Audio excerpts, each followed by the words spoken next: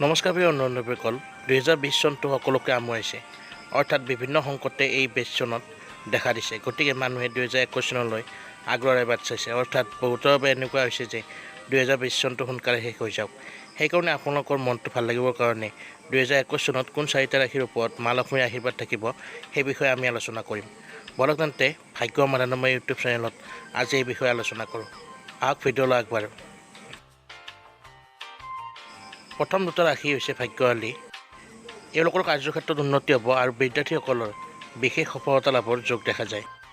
মাতা পিতাৰ সম্পূৰ্ণ সহযোগ পাব জীৱন যুদ্ধত আগবাঢ়ি যাব পাৰিব তথা মা লক্ষ্মীৰ সম্পূৰ্ণ কৃপা আপোনাৰ ওপৰত থাকিব যাৰ দ্বাৰা আপুনি সৌভাগ্যশালী ৰূপে পৰিগণিত হ'ব আপোনালোকৰ ঘৰ সংসাৰতো এটা উন্নতিৰ মহল দেখা যায় মা লক্ষ্মীৰ কৃপাত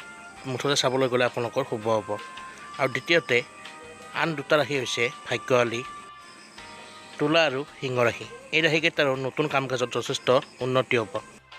কাৰ্যক্ষেত্ৰ ব্যৱসায় আদিত উন্নতি হ'ব ঘৰত সৌভাগ্য বৃদ্ধি হ'ব ৰৈ থকা ধন হাতলৈ আহিব আৰু আৰ্থিক অৱস্থা মজবুত হোৱা দেখা যাব মুঠতে চাবলৈ গ'লে 2021 চনত এই চাৰিটা ৰাশি ধনু বৃশ্চিক তুলা আৰু সিংহ ৰাশি ইহঁতৰ ওপৰত মা লক্ষ্মীৰ বিশেষ ধৰণৰ কৃপা থাকিব যাৰ বাবে এওঁলোকে বিশেষ সফলতা লাভ কৰিব আৰু উন্নতিদায়ক জীৱন এটা যাপন কৰিব পাৰিব বন্ধুসকল ভিডিঅ'টো যদি ভাল পায় লাইক কমেণ্ট শ্বেয়াৰ কৰি দিব আৰু সদায় ধৰণৰ ভিডিঅ' পাবলৈ আমাৰ চেনেলটো ছাবস্ক্ৰাইব কৰি দিব ধন্যবাদ।